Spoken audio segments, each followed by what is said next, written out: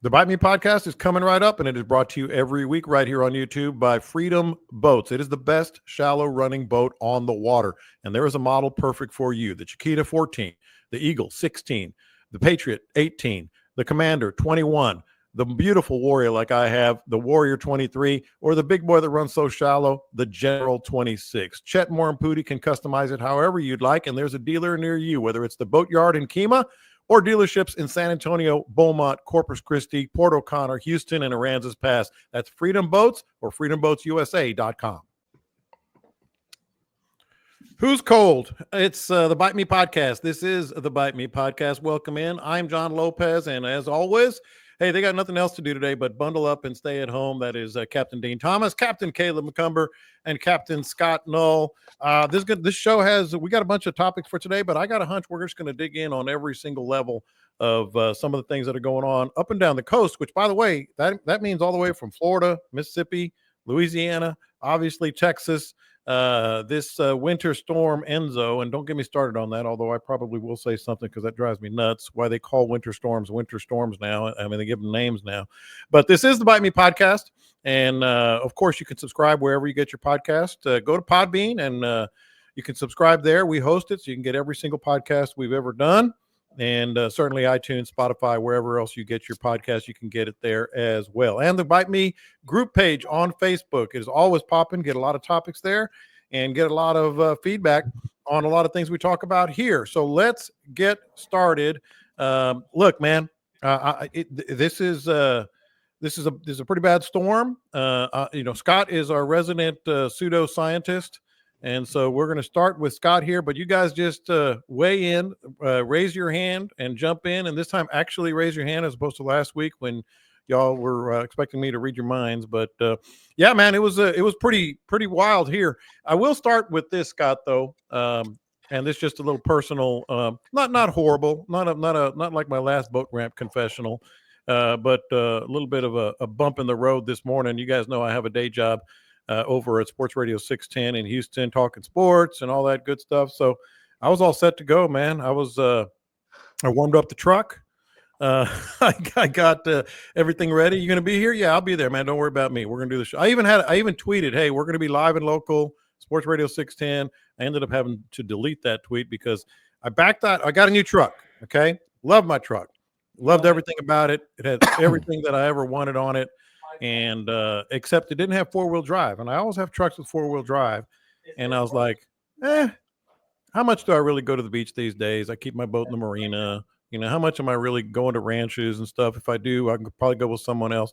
So I backed out of my driveway, which is on a really not even a very steep incline, maybe 15 degrees, and I backed up and I pressed the gas and the wheels started turning, and then I stopped and the whole truck just started sliding backwards down this hill. I went, oh crap, this is in the thick of all the snow and ice and everything else, sleet I should say. And so it was snowing and I couldn't get any traction, so I just backed up all the way down the hill, found a nice flat spot and parked it there and told the boys, yeah, it ain't happening today, man. It ain't happening today. So I did get the truck back in the driveway once it started melting, but this is the real deal, Scott. What do you think, man? Love the way Seth handled it when you found out you weren't coming in because you went down a hill. He says, damn, he can't manage the topography of Houston and get around a hill. No, I couldn't. I really couldn't. Houston's kind of known for being flat, John. It is very flat, except there's a little bit of an incline in front of my house, and it was cold, snowy concrete, and I just started sliding and sliding and sliding. By the way, probably tomorrow I'll post it, but I highlighted the one embarrassing boat ramp confession. Alexa, mute all notifications. Yeah, we all heard that. So I'm tired of hearing it. So the whole 14-minute video of she's still going. She said, screw you, Caleb. Yeah. The whole 14-minute conversation of my boat ramp confessional when I had cramps and paddled with a net and everything else. I'll post that tomorrow so people can just hear that if you haven't already. But Scott, the first thing that struck me about this, and I just mentioned it, it's not just here It's lower coast, it's middle coast, it's upper coast, it's Louisiana, it's Mississippi. Florida's getting hit in the panhandle hard right now. This is the whole Gulf Coast. So, with that in mind, no one here is saying it's the 2021 freeze, but it might affect more, right? Well, it's definitely more widespread than Mm-hmm. 21 freeze. I think we're okay. I mean, we'll get into some temperatures in here in a little bit, but we had such a steady downward fall with the cold fronts. We've had multiple cold fronts leading into this. The ones where we've gotten in trouble, like 21, it was warm all the way. We had a warm winter, and the fish just weren't acclimated to it, and that one just seemed like it caught some fish off guard. The really bad ones that we've had in the past, 83, hell, it was 75 degrees one day and in the single digits the next day. Those are the kind that really wear on the fish. Mm-hmm. I think that this one, maybe they had enough time to get to some deeper water. Yeah, the jetties, I was looking at the temperatures at the jetties and it wasn't so bad. The bays are on the edge for being too cold. Mm-hmm. Yeah, you have to be careful. There's a lot of folks that jump on Facebook and start throwing these predictions, and this is what's going to happen. It happened with the 21 freeze. Is happening now, and at the end of the day, we really don't know what it's going to be until it plays out. In 21, everybody was jumping up and down. This didn't kill fish; they're fine. And 10 days later, it killed a heck of a lot of fish. But I do agree with Scott wholeheartedly that there was a gradual decline with this one. And so it probably slid them off where they needed, or the bulk of them. I think there'll still be dead fish, but I don't think it's going to be a huge wipeout. I was going through looking at all the different tide stations, and everything north of Rockport, the lowest I saw in the lower Laguna was 52 on water temps. That 21 freeze, it was just nuking cold down there too. Yeah. So it seems like Port O'Connor north, maybe San Antonio Bay, somewhere. The lowest I saw in Rockport was like 46, and that still sucks, but it's not quite catastrophic. Up here on our coast, we've got water 39, 41, all that kind of stuff. But I will throw the asterisk out there that I've seen so many folks jumping up and down on all these different storms throughout the years, and at the end of the day, we'll know when we know. But this one isn't as alarming. Dean, when will we know? When we see him floating? Yeah, well, that's going to be the most obvious sign. But no, man, after the big freeze, it took a couple days until it was really obvious. What's going on over here? I mean, I drove down to the marina. I was over there today, and the bait fish are just in the canals. They're in the channels. I mean, they moved into some shelter. There's a lot of birds in there. There's actually dolphins in the marina up under the boats. But just like Scott and Caleb said, I mean, there was warning before this. The water temperature at the Port A jetties is 49 degrees. It was 49 degrees a week ago after the last cold front. So time will tell. There's only one way to find out, is to wait and go look. And even this afternoon, I mean, now, even though the air temperature is cold, the sun is shining on the water now. Mm-hmm. So, I mean, we got a bright sunny afternoon here. So, it'll help. But tonight here, it's going to get 30, 29 degrees, right at that range. But it's not 9 degrees. It's not 14. It's not that life-threatening. And plus the fact that it dropped gradually.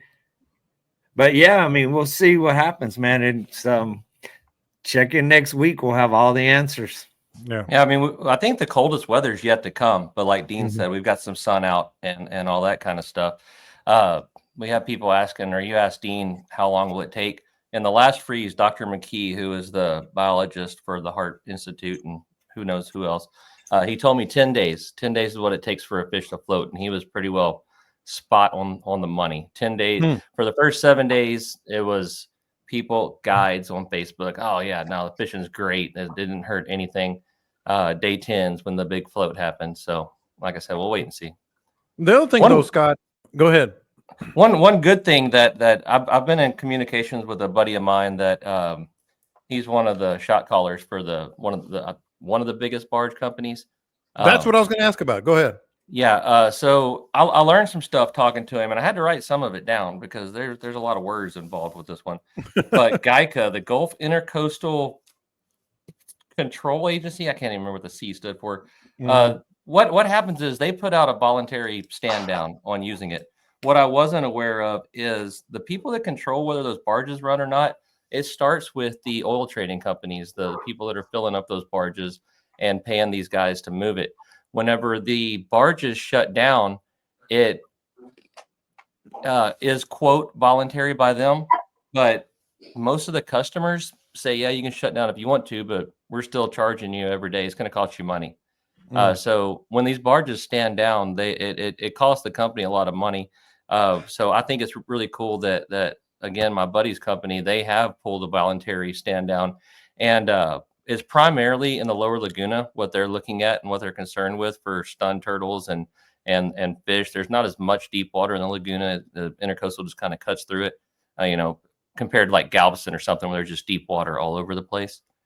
But that's some things I picked up. But I do know that the company that controls the most of the barges is standing down for 48 hours, which is really admirable. Now, I can tell you who don't give a rat's ass, and that's the Port of Corpus Christi, because the tankers. Oh man, it's a nonstop parade. I mean, and that's a huge concern around here. I mean, well, explain it for our listeners who don't know what barges can do with cold water. Well, they churn the bottom. The fish become lethargic. They go set in deeper holes. They become very lazy, kind of stagnant. And then here comes the barge down the canal. And I mean, you can see them when the tide drops out, they're churning mud. They're churning it from the bottom to the top. So it pushes all the cold water, mixes it in with the warm water, and it stirs those fish up. They don't have the energy to overcome that, and it kills them. And the Port of Corpus Christi has tankers that, an artery that goes from the Port of Corpus Christi right through Redfish Bay out to Port Aransas jetties. And it is nonstop tanker traffic, big boats that, I mean, they churn a mud trail. They throw a wake from the ship channel that rolls all the way to the causeway to Ransom Island, to BNR Flats. I mean, they throw a 3 and 4 foot roller across the entire bay. So yeah, they cause a lot of turbulence when the fish are very lethargic and they can't really tolerate that kind of turbulence. Scott, here's the other thing I was thinking about, because we talk about, well, it's not like 21. And while that is true, 21 wasn't that long ago, and it killed a lot of fish. So even a little bit of a hit here, I'm guessing, might feel more significant. You know what I mean? Yeah, I mean, the numbers were bouncing back. So hopefully, we don't get hit and we don't lose a whole bunch. But the surveys afterwards said we lost 60% of our trout around this area. And it was noticeable. I mean, it was very noticeable. You go out in areas where you could normally pick up, a handful of trout every time you drifted across an opening. There weren't any. I was just starting to get back to that this fall, where I'd be floating across a flat and then I'd hit one of the little channels, let a jig drop down a little bit, catch 2 or 3 trout while we're drifting across it. It was getting back to where it was. Hopefully this didn't ding them too bad. Rest in peace to the 100 trout that died according to the survey in East Matagorda Bay. I'll never let it go. No, I will never forget that. I did spend a couple hours down on the intercoastal today, and I did not see a single barge go by. So that was good.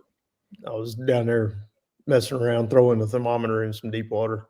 And it's cold down deep.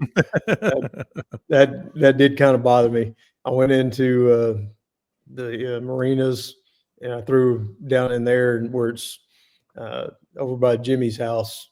I was over there for a little bit. His is about 8 feet with a mud bottom, and it was 40 degrees on the bottom. I went to the intercoastal in several places, and it was 41 to 42 at the bottom of the intercoastal. And that's pretty damn cold for the lower end of the water column. There's really not a thermocline going on, where you got some good high 40s water down deep. So that is kind of worrisome that the deep water penetrated that far. The reason it did was because we had so much wind. We had 40-something mile-an-hour winds here last night. Oh my goodness. It was ripping, and it was blowing northeast, which goes right straight down the intercoastal. So that churned everything up. It wasn't blowing across the intercoastal where it had a shorter fetch. So I don't know. This is going to be a wait and see. There's going to be some dead fish. I mean, there already are, and hearing some reports in Galveston here and there. Some guys got floating fish in the canals, mostly bait fish, which is what we saw last time. Yeah. Right off the bat, you saw bait fish float up. The smaller the fish is, quicker it's going to float. So hopefully we don't have that problem, but it looks like Louisiana's probably going to take a bigger hit than we are on this one. Yeah, Louisiana's getting smoked, man. I was there the day before the snow, and it sure didn't have 10 inches of snow like they have right now. Over on Angler U, James Sanchez posted this little thing, and if you guys don't know who James is, he's a biologist that works with the Heart Research Institute. But spotted trout, water temperature at 45 degrees, lethal effects after 24 hours. Redfish, 39 degrees is what it takes for lethal effects after 24 hours. Flounder and all of that, they never existed anyway. They're fake. But an hour. I mean, I'm sorry, 24 hours at 39 degrees for red drum, 24 hours for 45 at spotted sea trout is when it starts getting the mortality. So it sounds, Dean, like the snow and everything was cool to look at. It certainly affected, as we've been talking about. But what's really might get us is tonight's going to be colder, and that's where you got to watch.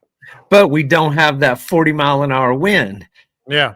Because I was out there this afternoon, 34 degrees was quite pleasant. Yesterday, 38, 39 degrees in that wind had some bite to it, man. It was painful. So the wind won't be churning the water. The wind won't be mixing it up. And yeah, we got one more night of this, and then it starts to warm up pretty dramatically, and then 77 degrees by the weekend. But it just depends on how long it stays that cold. But the lack of wind tonight is probably a good thing. That's probably going to help a little bit. The wind last night was savage. I mean, it would not quit. Had gale warnings offshore, which I think is like 50 miles an hour, is where they call it a gale, 50 or 55. And it was every bit of 35 to 40 right here in the backyard. The last freeze, it was 17 to 20 for 4 or 5 days straight. Yes. And it blew pretty stinking good that whole time too. Yeah. So you mentioned, Caleb, and I'm going to get to the chart that you have, and you can walk us through that in a minute. But before we do that, you mentioned trout, redfish. What about snook and tarpon? And maybe Dean might help on this, and Scott on the tarpon in terms of because tarpon are, first of all, let me start with Scott. Are they still kind of meandering? Because this is bad news for them. Yeah, it's really bad news. I mean, that last freeze, there was a bunch of dead tarpon in Galveston. It was tarpon floating up, and people were going, I didn't know we had tarpon. Yeah. And it was in some of the areas that I used to fish when I was there, when I tried to find the babies. And a couple of posts got put up on there, and a few people got kind of irritated because it was kind of hush stuff where they were finding these.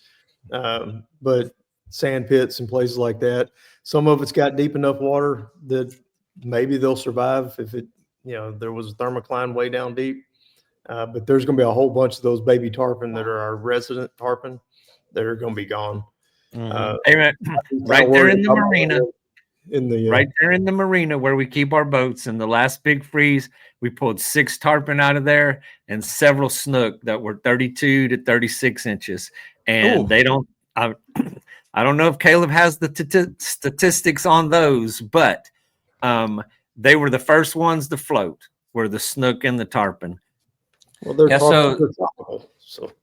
So, and this is all lethal effects after 24 hours. A juvenile snook is 48 degrees, an adult snook is 43 degrees. A juvenile tarpon is 50 degrees, and an adult tarpon is 40 degrees. Yeah, so much higher temperature they can get affected there. All right, so Caleb, I'm calling this up on the group page, on the live feed, I should say, on YouTube. But you can talk us through it for those who are listening on the podcast. Yeah, so this is kind of what we use when we're going off of this stuff.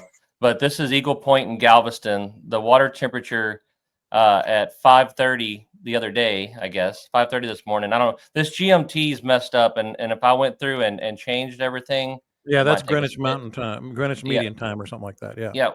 Yeah. So anyway, it started here, but we are sitting at that's conductivity. I was so confused. 39 degrees is where we're at right now. It bottomed out at 38.8, and this is Eagle Point in Galveston. And so that one had me bothered. And then I moved down to Matagorda, and again we're at 39, and right now it is currently bottomed out in Matagorda at 39 degrees. It looks like about 5 hours there of 38, 39 degrees. Yeah, well, I mean, let's call it. Let's see, what was it for trout? It was 45 degrees is the lethality of it, and we're at 43.2. I could do stuff to stretch it out, but let's say, I mean, it's pretty safe to say we're 10 or 12 hours into below 45 degrees. 39 degrees in Matagorda. I moved on down to Port O'Connor. This is the little jetties at Port O'Connor, and they're starting to warm back up. It looks like they bottomed out at 36.9, give or take, and now they're warmed up to 39.2. But then it got a little less concerning. This is Rockport, and Rockport right now is bottomed out at 46.9. It's okay. And then moving on down, like the rest of it is almost a non-issue. Baffin Bay bottomed at 46.4 is 47.1. Port Mansfield, 52.2 is the low they've had there. And then Isabel, heck, you can still wet wade, 54.3 in Isabel. Well, I don't know about that.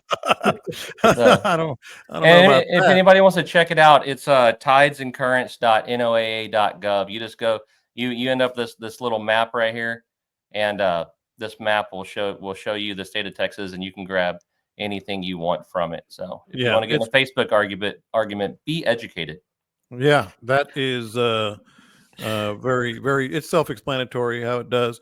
All right, so Dean, what about habitat? Hello there, Joe. I see Joe on the camera now, but what about habitat specifically down south where we are and below? A lot of mangroves man, I was just bragging about this with you when we were out the other day. I was like, man, look at all those mangroves. They look good. And what did you tell me? Yeah, they're all about to go dead again. Well, the black mangroves will tolerate this very well. I mean, this is not going to be what it was last time where it killed everything. There'll be some leaves and stuff that fall off, but the black mangroves will do very well. I went and looked at the ones, my little baby red mangroves that are coming up on like almost a 3-year project now, and they all had ice on them. They didn't have ice in the water. So the last time it froze, when the wind blew, as the water splashed up, it like coated the stalks in ice. They didn't have a chance. This one was just the rain that fell on them and froze. So hopefully those do. But I do got a little crop, man. I brought my little babies that were growing in the patio. They're right here under my feet right now. I got them all inside. It's the never-ending red mangrove project, but I don't know, man. I don't think the black mangroves are going to be hit that hard. You know, the fun little red ones that are scattered around, yeah, they're going to take a beating.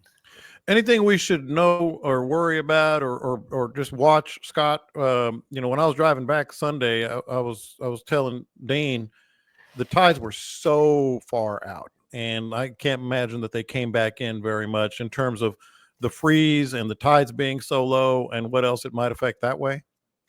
Well, the tides got blown way out, so that helps push the fish out of the shallows. That's a big help for it. They're coming back up now. Hopefully that's some good Gulf water coming in, maybe the little warmer water with a rising tide. Life with a puppy, man. He's contributing. Yeah, she's not happy about this. I think that honestly, I think we're okay.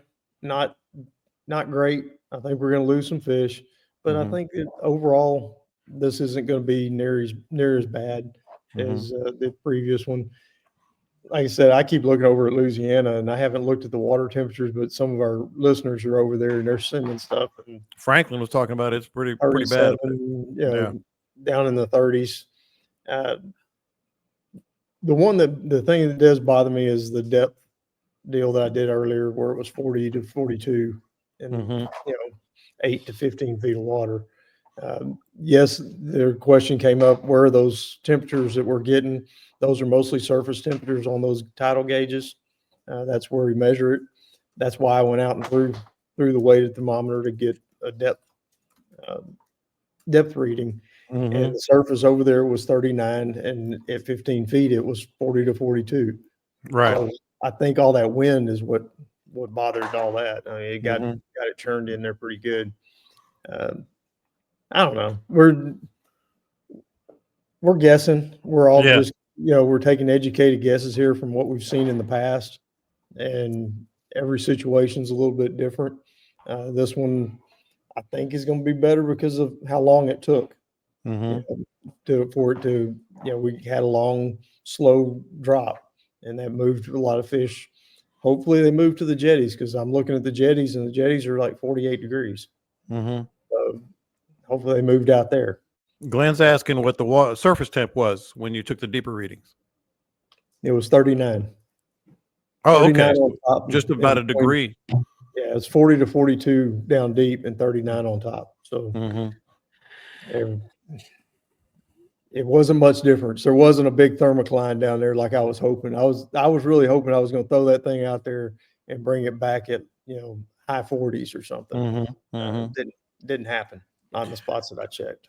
Caleb, you're showing us now, and talk us through it for those on the podcast audio version, the tides and what you think that might mean on various areas of the coast. Yeah, read the room, Scott. When the graph comes up, it's my turn to talk. So I plotted this one from January 17th on to today. The cool part about it is it dropped. This is Matagorda. It dropped a little bit below zero with that big wind, but now it's coming back up. This isn't the debilitating. The flats are blown dry. There's nowhere to go except some little puddles. It's not a super high tide, but it's not that -1, -1.5, and it's coming back in pretty well. And like Dean said, the wind is forecasted to slow down and chill out. So I think that we're going to have some water coming back in. And so when they're sitting in deeper water, when they're sitting in deep water, it's just going to continue to get a little bit deeper and not stay real low with it. But again, there's all kinds of things in that 21 freeze that happened that aren't happening here. I mean, we went through it last night. Now the sun's out, like Dean said. There's some positivity to it. Yeah, and now Dean, actually Jordan talked about this on the comments here. Do you expect, especially as tonight's going to get a lot colder, especially mid coast and up, maybe Texas Parks and Wildlife might close a couple of areas? I don't think it's that dramatic. I don't, and I mean, if they close it tomorrow, it's all what does over. it mean? It's starting to warm over. It's the time is kind of passed on that. I did not go over to Com Brown Harbor and look at what was going on over there. I was at the marina, but the marina was loaded with bait fish. I was kind of tempted to go back with a fishing pole and cast in there, see if there was any good fish in there with them, but it's too cold for that kind of research, man. It's gonna remain a theory. That kind of research. Yeah, and we're going to talk about, just for those listening, and here in a minute, we're going to talk about coming out of the freeze, and we got some questions here on the live stream about what y'all's approaches will be. We're gonna talk about that in just a second, but just kind of put a bow on all this in terms of where we are now and tomorrow. Let's talk about bait fish, and what might happen there. Dean, I'll go ahead and start with you again. Shrimp. Some hatches that maybe have happened out there, smaller bait. What is that going to do? Well, at this time of year, we have the brown shrimp, the little hoppers, is what starts to hatch out, becomes prevalent. The mullet that are there, I mean, when we fished the other day, that was another kind of good example of what was there, even through the cold. I mean, we found a lot of mullet that were just lazy. They were there. But I mean, we still got a couple. This is barely the middle of January. We still got some time before we start thinking about bait hatches and, the bait kind of coming back to life as it does in the spring. What's there is just going to be there for now through most of February. I know, like up in Matagorda, Galveston, that it happens way sooner. I have no idea, no explanation. I mean, I'm not a shrimpoligist on how that works, but me and Scott have compared notes for 20 years, and every year those shrimp start popping, coming out of those marshes around Galveston and even north of there. And it just does not happen here down south at that rate. Very different ecosystem. It's flats, it's seagrass, it's no marshes, no back drains, no lakes. So those hatches and those things happen at a very different time on the upper coast. We don't get that explosion of life until way later in the spring. Scott, what are your thoughts upper coast? Because and going into Louisiana, and Caleb, feel free to hop in, because this is something like truly they've never or very, very rarely experienced. But Scott, upper coast, then Caleb. It's going to affect the bait. It's going to kill off a lot of the bait fish. And what we always see after a freeze, when it does kill off some bait fish, kills off some trout and some reds, is an explosion in the spring. It's more bait than you ever see. It's nature taking care of herself. There'll be fewer predators, and the bait just goes crazy. That spring after the 21 freeze, everywhere. My tarpon fishing was a pain in the butt the first few months because there was so much shad out on the beachfront. There was miles and miles and miles of shad. Tarpon didn't have to eat anything else. They could just swim around with their mouth open. So it usually results in a big, huge push of bait. The fish that do survive are usually in pretty good shape because of it. Caleb, how about our friends and listeners in Louisiana? I agree with Scott. Typically the spring afterwards is pretty good. The last really good spring of redfishing I had was that 21 year. Every trout guide had a pretty good redfishing year that year too, and the redfishing got significantly less good after that.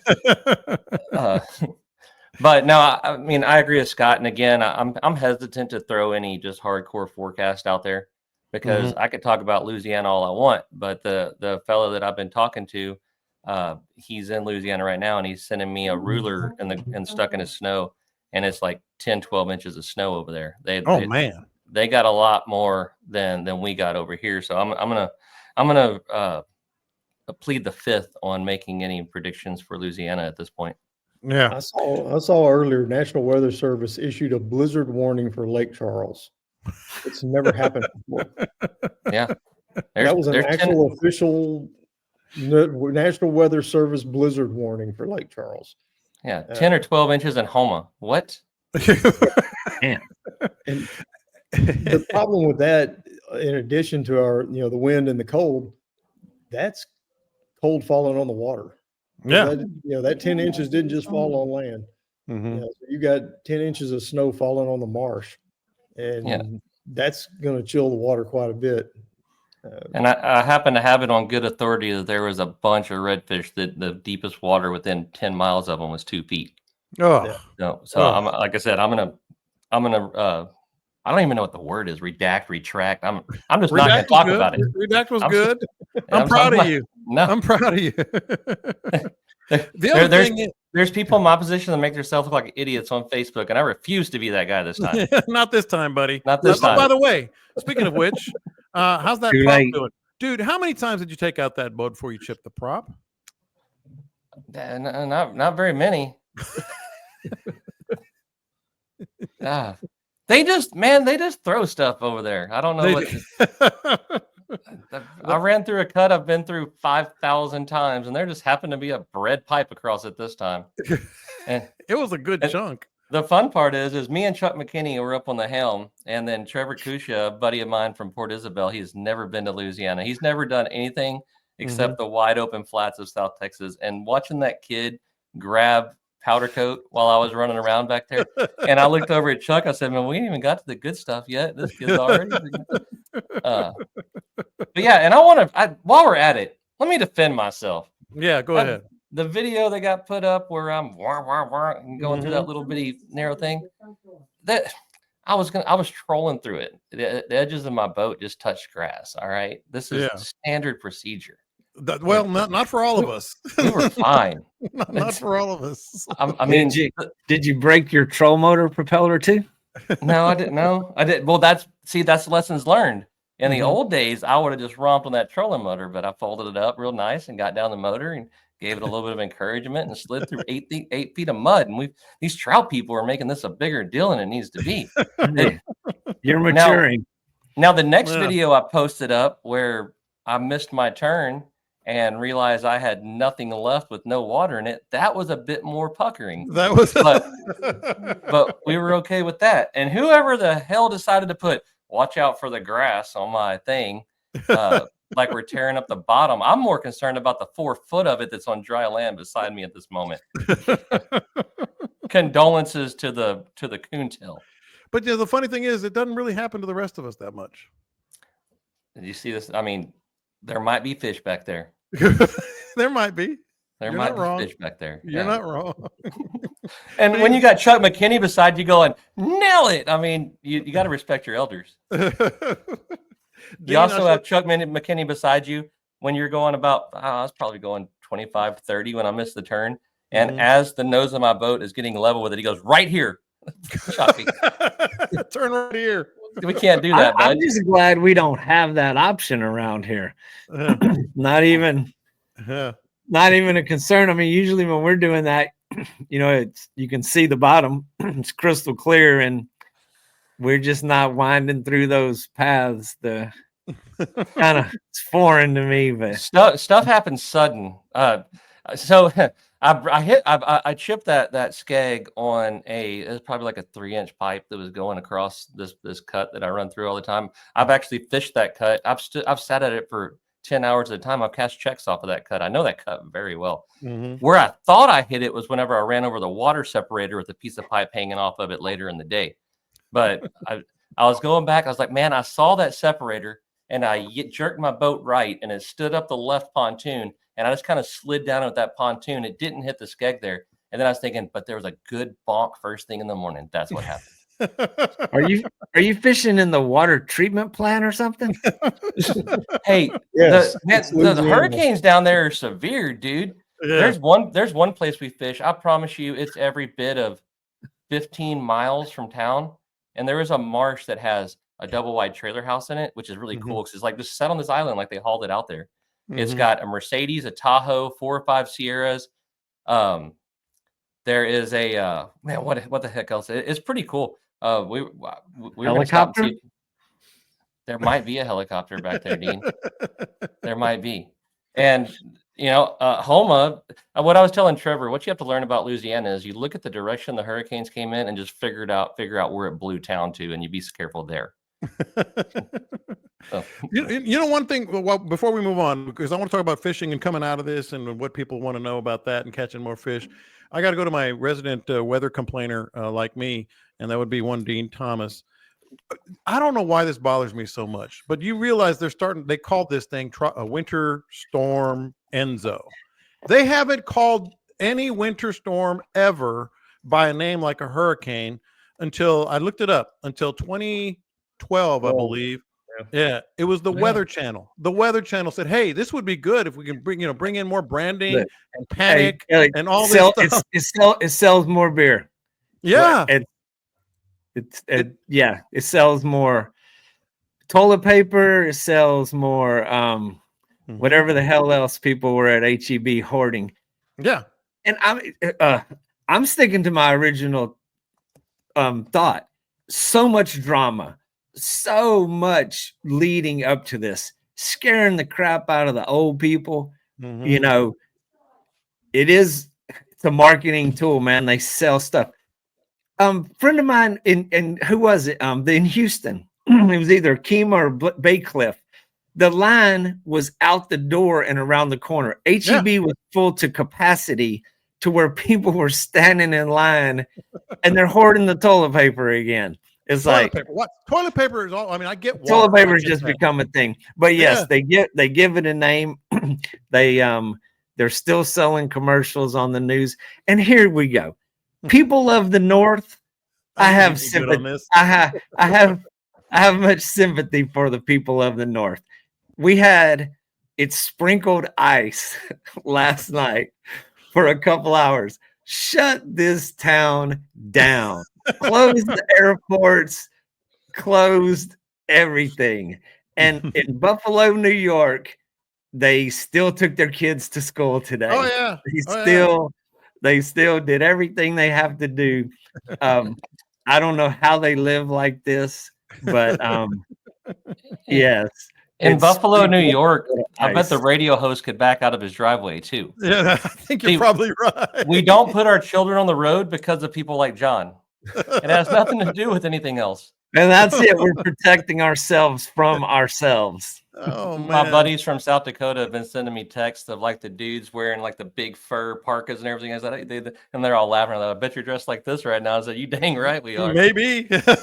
Maybe. But we still have the folks from Minnesota and Quebec and such, the Winter Texans. They're still walking in HEB in their Bermuda shorts, man. So, they're like, what's wrong with you? Yes. It's just the local Southern folks that are quite alarmed. But yes, the drama that led up to it, that leads up to this, and it's a bit much sometimes. You just got to turn it off and walk away. Y'all all got plenty of toilet paper? That's the one that just blows me away. I can't figure that one out. I got in a survival mode, I'm thinking toilet paper is the last thing on the list. I could live on an old T-shirt for probably the rest of my life. I'm wearing my holy sock just in case. Your whole sock. This one can be sacrificed. That'll work. But yeah, that'll work. That'll do the job. It's just crazy. I was actually talking to the lady at HEB at the little checkout as we were sitting there, and she even said that the computer automatically ups their toilet paper shipments in advance of these storms because they know the computer knows what's going to happen. It just automatically shows up. I knew Dean would be all over this. 18-wheeler full of Charmin or whatever the hell it is.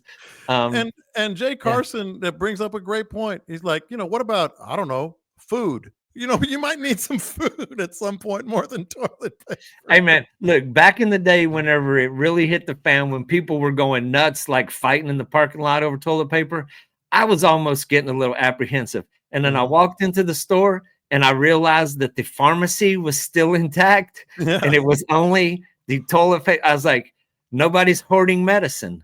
Oh, we're going to be okay. Yeah. And even during COVID, during COVID, it's like, we need toilet paper. Why do you need toilet paper? You can get toilet paper. So, do people not need toilet paper when it's warm? Yes. Do they not need toilet paper in good times? Oh boy. Well, hey, while we're at it, let's all stop. John's camera all of a sudden got better, and I think it's because he has his Zuckerberg oversized XL black T-shirt on. Mm-hmm. Like he looks like a media powerhouse all of a sudden. Well, you want me to tell you a little behind the curtain stuff here? I just texted my wife. I said, I think so this ring light in front of me, and fortunately, my laptop is on battery. But they're working on battery. I guess the breaker tripped, or maybe the power went out. I don't know at my house, but we're good, man. We still got battery power. Still got internet. I'm not even being sarcastic right now. You look better without light on you. Handsome. You can say I looked up and I was like, man, his camera got good all of a sudden. Hey, that's why he's so successful in radio. That's it. That's right. That's right.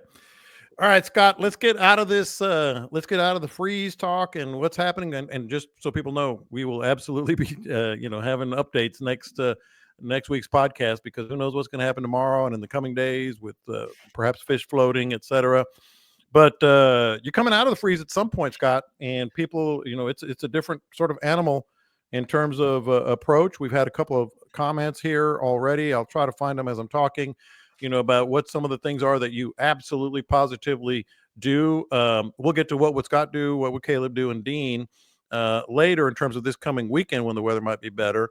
But just in general, Scott, you're coming out of this, what's your plan of attack, and what's your approach just with fish in general?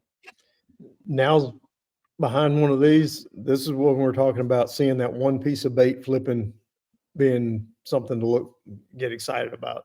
Mm-hmm. During the summertime, bait flipping here, bait flipping there, you just keep on going until you find a concentration. Mm-hmm. This time of year, you see the bait flip. One little mullet flipping can lead you to a bunch of fish. That's what you want to start watching as you're coming out of it. As the sun comes out, it depends on how warm it gets behind this, as to how shallow they'll go back. Redfish tend to go back up first, and then the trout will follow. If you see bait fish up shallow, it's warm enough. All that stuff about throwing and you got to work it like molasses and super slow, that's in effect right now.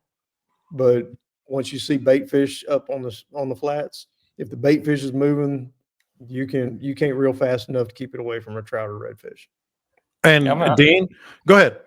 I'm gonna move. I'm just gonna beat Dean to it, because Dean always says it best. Once they acclimate to that cold and that water starts warming up, then it's a whole different ball game than when they're just cold. Oh, well, before I move on, Caleb, Scott alluded to it. Working your baits. What baits? I mean, believe it or not, a corky or Mm-hmm. a corky or a double D. Or you can drag plastics on the bottom and do just fine. That's what a lot of people do whenever there's cold and slow like that. And they're literally just dragging it with a little bitty old hop every now and again. Me personally, I'm gonna go to a corky most likely. Oh boy, he's learned all the tricks. You look like the Jesus on Dogma. I just made, for those listening, I just made myself full screen. I got rid of That is not necessary. that.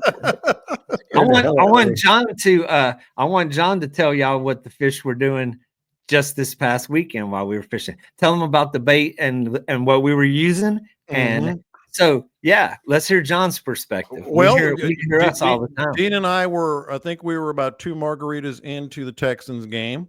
And Dean turns to me and says, "Hey," as Dean is wont to do, what can we talk about next week on the podcast? And I said, well, that was a pretty good Dean, wasn't it? That was very good. That weather forecast is bullshit. Bullshit. And I said, well, what about, we were fishing today. By the way, Caleb, I caught the perfect tournament redfish. Like it was 27 and 11/12. It was right at 28. It had to have been 9 pounds. It was a fat some gun. But anyway, so we were catching some fish, and I told Dean, I said, well, we didn't really see a lot of bait. We saw a couple of mullet here and there, but we saw a bunch of mud boils, like right under our feet, mud boil. And we would drift a little more or move a little more, whatever, trolling motor, another mud boil. So Dean, I'm gonna let you take it from there and explain some of the maybe not so obvious signs that might be coming into play here. Exactly. So just like Scott was talking about, one flick of a mullet will give it away. Because over the past week, and the water temperature at the lowest it was about 7 or 8 days ago was 49 degrees. It slowly crept up, but we've been fishing in like 55, 57 degree water for most of the week. Mm-hmm. And I've gone to one spot, nothing, devoid of life, nothing, no fish. Second spot, spend 30 minutes, 45 minutes, give it a good shot, just nothing.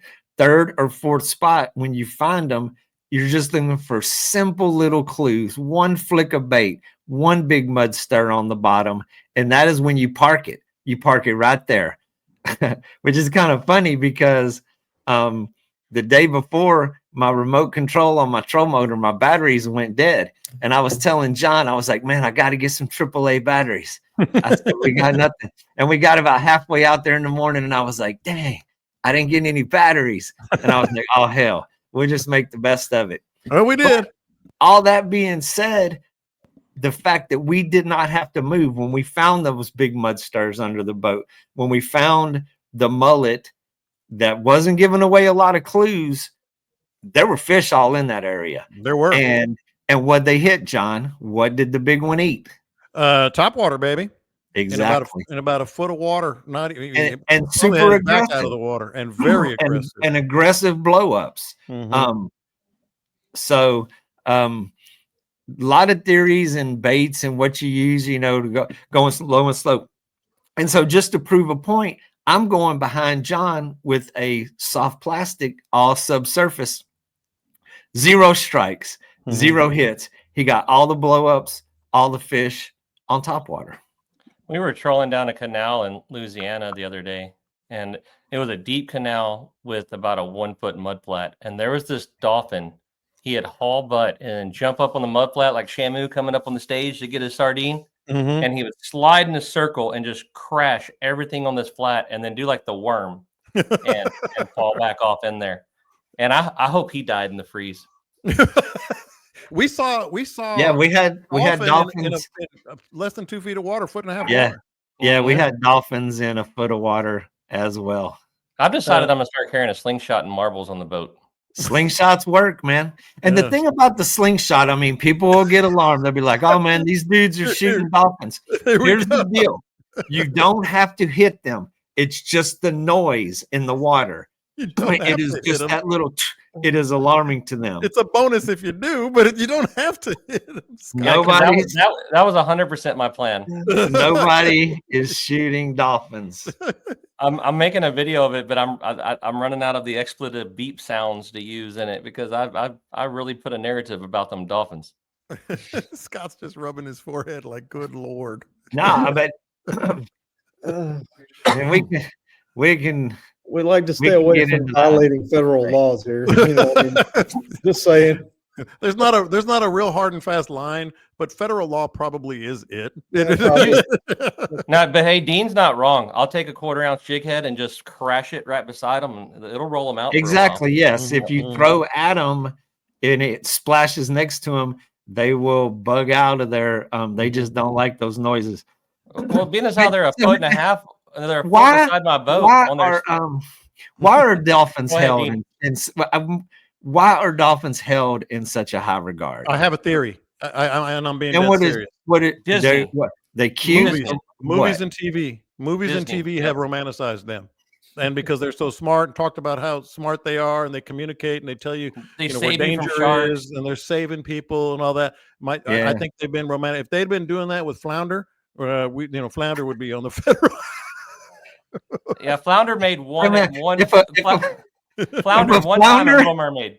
If a flounder could jump through a flaming loop, we would have a whole another situation going on. But no, hey, if you want to entertain yourself, go on YouTube and search dysfunctional dolphin videos. And yes, the truth. At what point in your day have you been, you know what? I'm going to search dysfunctional dolphin videos. Dolphin videos. It's out there. That is not my Google bar. I am so tempted to open another tab here and actually search that. Hold on. Put it on the screen. I am. Look, this is a family show, or I would explain it into more detail. I'll let you do your own research. I'll let you make your own decisions. I'll be damned. He's not wrong. I would not lie to you people. I'll be damned. He's not wrong. Dysfunctional dolphin videos. There is such a thing. YouTube is blowing up right now. There's some dude out there that put up dysfunctional a video and it's done okay. And over the next 30 days, when our base gets a hold of it, and go, what the hell happened to my video? I'm killing it. Man, I need to make more. So now that John searched that as he's scrolling. That's all he's gonna get, man. He's gonna get every messed up dolphin video on the internet. I'm done for about a week. That, I'm done. that might be how I get the flat earthers off of Facebook. I'd rather watch dolphins. Oh boy, Scott. Before we get to what was Scott doing, Dean and Caleb, one more. Just kind of put a bow on what you're throwing. You know, we were hitting top waters, but various different areas that listen to our podcast are in deeper water, Louisiana, upper Texas coast, etc. You know, what are some options for our fishermen out there? Big paddle tails, big swim bait paddle tails. I would go that route.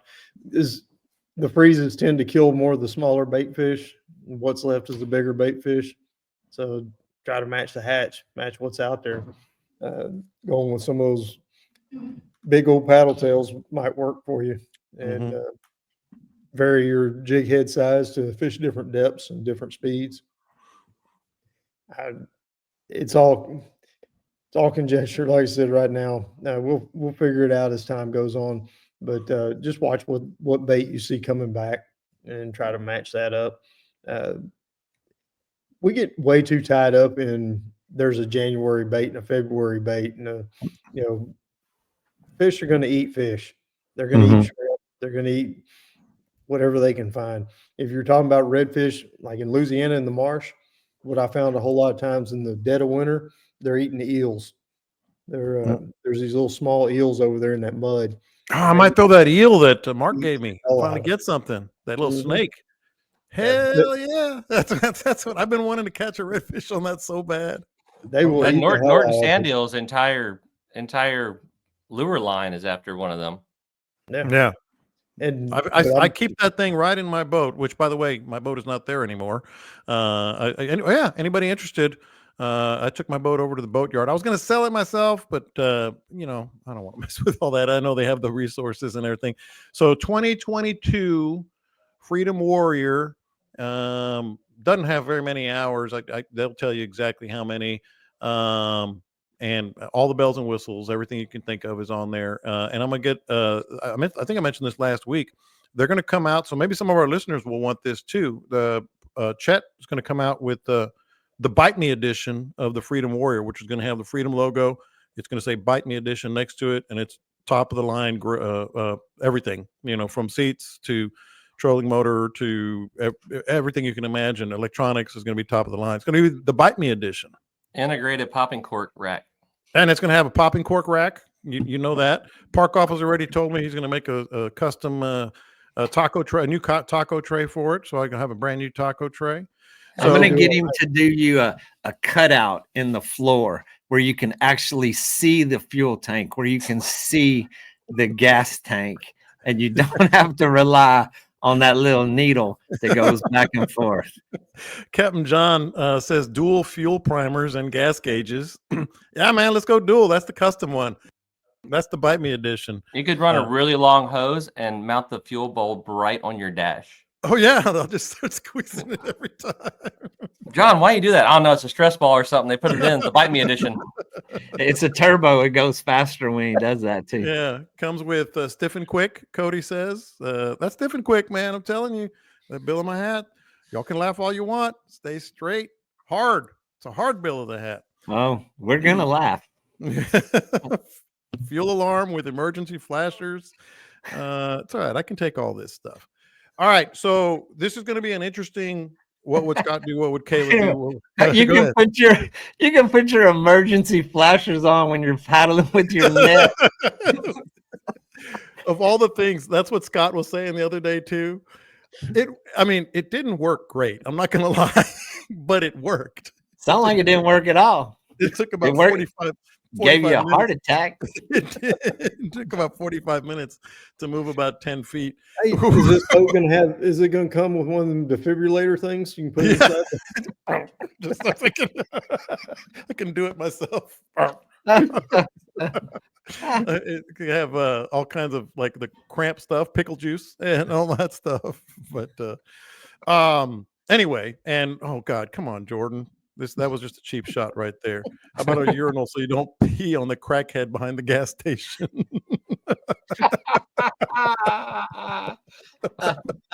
A net with no holes. It's all right. I can take it. Like I said, I could take it. It's all fun and games here. All right. So interesting. What would Scott do and Dean and Caleb this week? Because obviously it's going to be really cold for another day or two. They're saying all the way into Thursday, but then it heats up. I mean, Caleb, literally, what would you do? And let's talk about some places up and down the coast too, because of the different, degrees of freeze. I'll let those two guys get scientific and smart about it. What I would do personally is fish on Monday.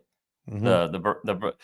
The wind's going to turn out of the south, and then Tuesday we've got a northeastern front coming in, so you're going to get a little bit of that pre-front action. The water is going to be warmed up. Monday is the day I would go. So Saturday and Sunday, the barometer's through the roof. I want to throw out there that I saw today or the other day a handheld fishing barometer that told you what the barometer was, Mhm. and I'm guessing Scott doesn't own that company, but somebody has put their livelihood on the line. Now, that being said, for some reason, from 30 to 30.4 was the good area in there. Which Really? I always thought it was just under 30. Okay, hang on. You're correct. You're Hold correct. It's garbage, but they gotta- did put out a barometer for it. Yeah. So you're not going to get into the science of things, but now you're going to go analyzing the barometer. I immediately regret my choice of words. So you're down Monday, down south. Dean, you're out there all the freaking time. What would you recommend to our fine people? Well, I recommend you get out there and go fishing. I don't know, man. I mean, it's so after these things, you go out there and you kind of start over again. You go and figure it out. It's not like a lot of those week or shows where you say, what will we do? And you got it all figured out. And it's like, man, I got me a plan. This is what I'm going to do. What's interesting about us on this one is the tide did not drop out. We have not had any ultra low. We had lower tides than this with the last full moon phase, which was a couple weeks ago when it dropped out. When the northeast wind blows here, it stacks it up. It's just the way the shoreline is, and when the wind blows, it stacks up the water. So the flats are still covered up. The flats are still deep. The flats are, I mean, you can run anywhere you want. It was like 1.2, 1.3 today, which is pretty normal tide. And I mean, what I'm going to do to start out is I'm going to go and fish around areas that have like little channels, little indentions, just deeper spots in the flats. Places that are connected to the intercoastal, places that are connected to the drop-offs, little, not truly defined drains like you think of in the marsh, just little indentions where fish can kind of nestle up to the edge of the drop-offs and have access to deep water, but still be shallow. Yeah. A lot of like what we did the other day. Absolutely. It worked. Scott, I know you're in Port O'Connor, but you know everything about Upper Coast and beyond. Help our listeners out there if you can on what the plan of attack might be. Yeah, I'm trying to figure out what Caleb's talking about with the weather. It ain't the math ain't mathing, but